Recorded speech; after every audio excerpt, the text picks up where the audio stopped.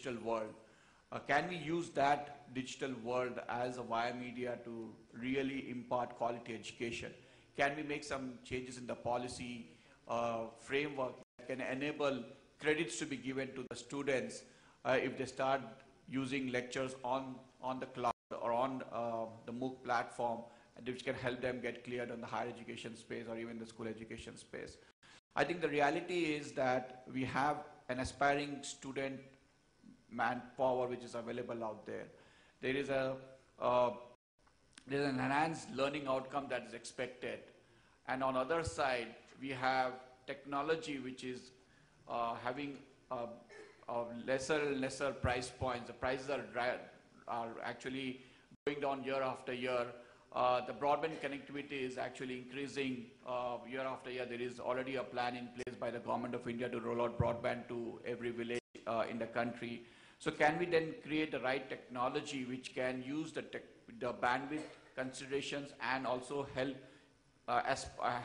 meet the aspiring students population? Can we create something of that sort?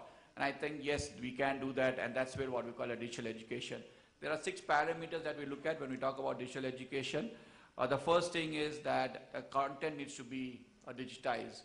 And we at Microsoft, when we reach out to our partner ecosystem, the publishers, the ISVs, and so on and so forth, what's encouraging is that there is a huge momentum to really start digitizing the content.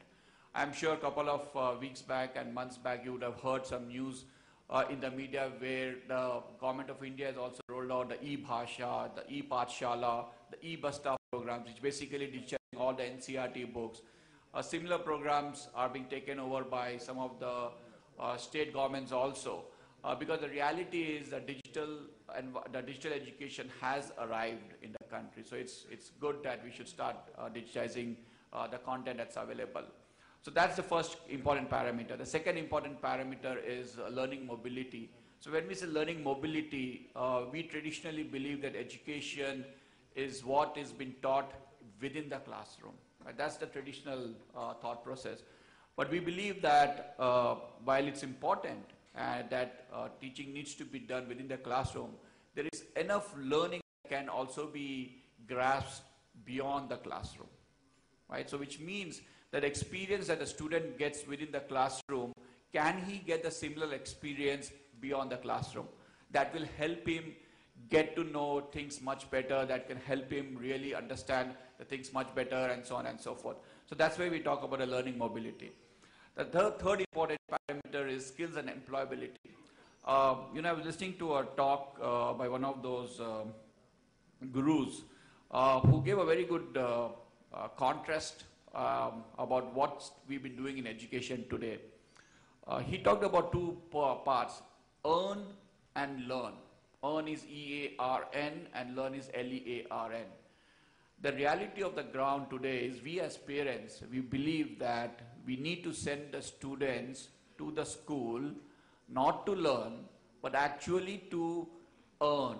And when I say earn means we ask them to get a degree so that tomorrow he goes ahead and he gets a good job somewhere, he's financially stable, and so on and so forth.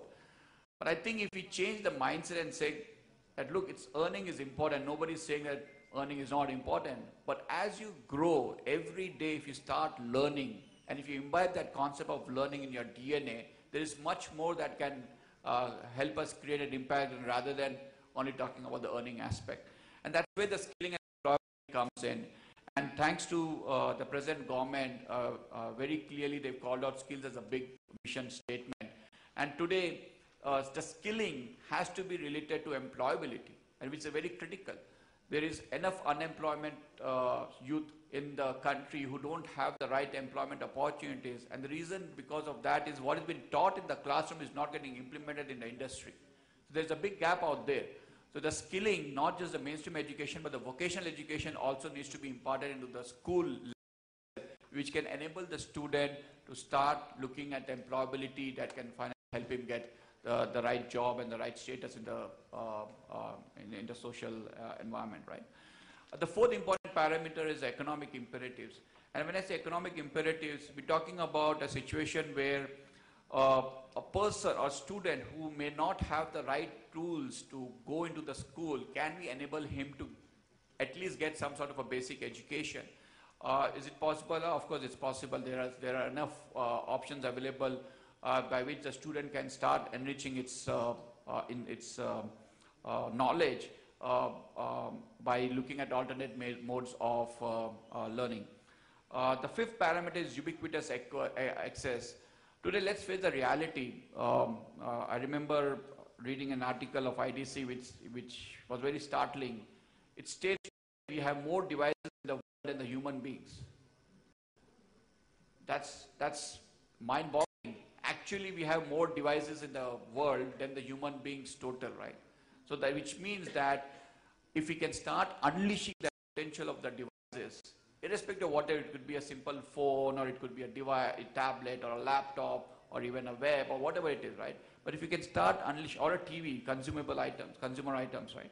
So if you can start unleashing the power of that, we can really make an impact to, when we talk about learning.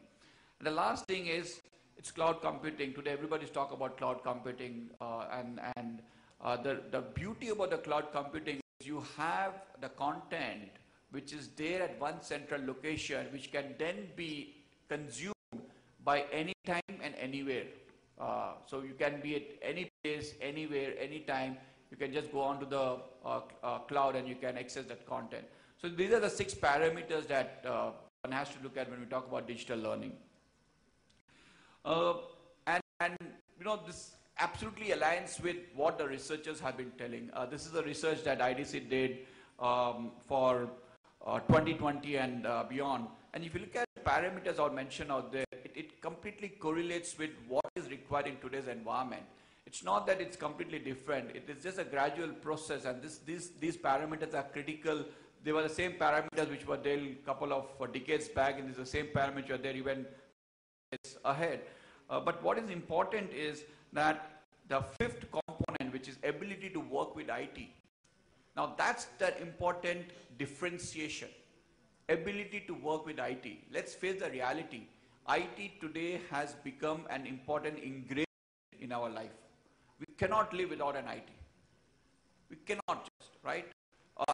That's something that we, all of us, have to realize and understand. And once we realize that, you can start looking at creating policy frameworks, you can start creating environment that can actually use the potential of IT to create an impact in our day-to-day life, and especially with the students and the teacher community.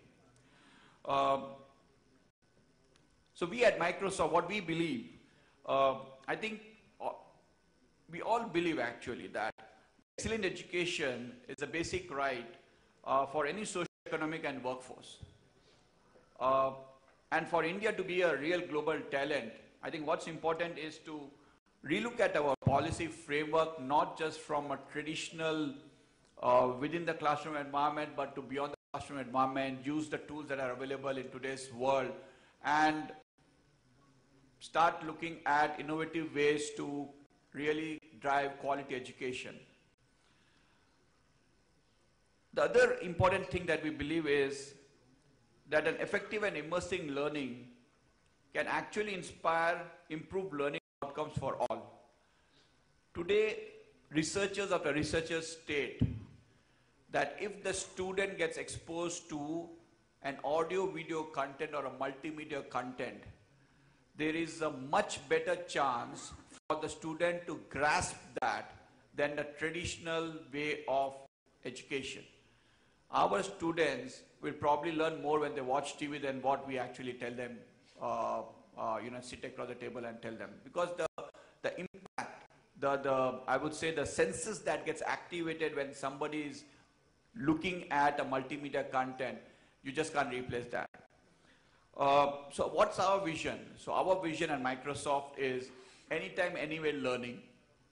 Let's look at within the classroom and beyond the classroom. And don't get me wrong, I'm not saying within the classroom is not important. Absolutely it's important. There is no way anybody can replace the teachers. Teachers are the most important catalyst. They're the most important stakeholder for any education framework that we're talking about. But we need to enable the teachers so that they can start using technology to make a difference to the learning of the students. I think that's the important differentiation that we're talking about. And in the whole process, again, the catalyst for this change is actually the teachers, and neither the two student, nor the parent, nor the student, nor the school leaders. It's teachers. So let's realize that it's a very important for us to realize that. So what we've done in Microsoft is we've created a framework for innovation. And if you look at the framework of innovation, it all talks about building up 21st century skills. The top two blocks talks about the students, the left-hand side block at the bottom talks about how we need to build capacity in teachers, and the right-hand side block talks about the school leaders. So these are three stakeholders that's important for any revolution to happen in education. If you look at learning environment, what we're basically saying is that where and when the student can actually learn is also critical. Today, I know for the fact that there are so many partners who are providing virtual classroom environment to the students. I'll give you an example. There is a partner who has created a platform where the student, if in a physics chapter, if he wants to just understand motions, he can go on the web, he can check the calendar of a physics professor who's an expert on that specific topic, which is motion. He can pay on for 300 rupees for an hour. He can get a training session with that professor for the 3 hours on the topic of motions. Just on a topic of motion. So you're not talking about like a physics tutoring, it's only one topic, one subject. Absolutely is it possible for that to happen.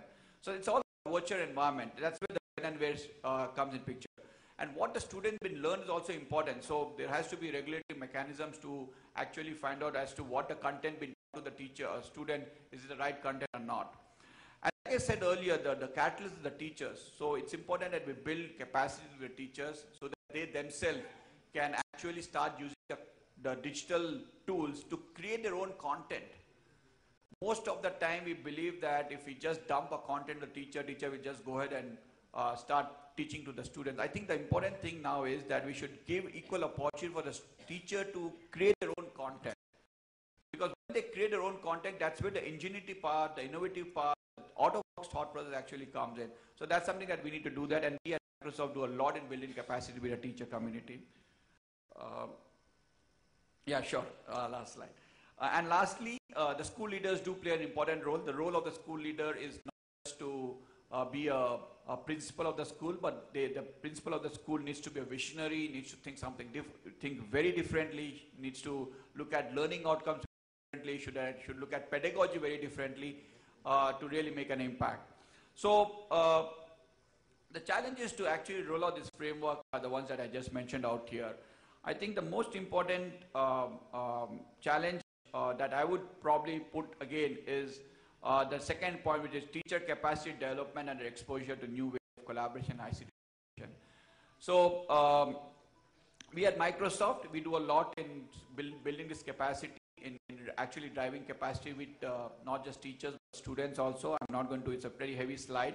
The slides are available with the agency, or there you can go through it. But just to give you, just to leave you with the fact that there is a lot that we do.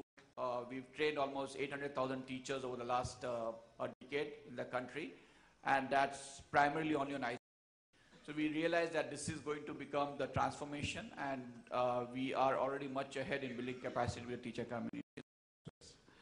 Bottom line, we are partners at Microsoft, are partners in learning. We believe that we are at the right inflection point for using an alternate mechanisms of teaching and learning. We believe that we are at the right inflection point for digital learning, and so we are partner in this journey. Reach out to us. We'll be more than happy to support you in any such initiatives. Thank you so much, guys.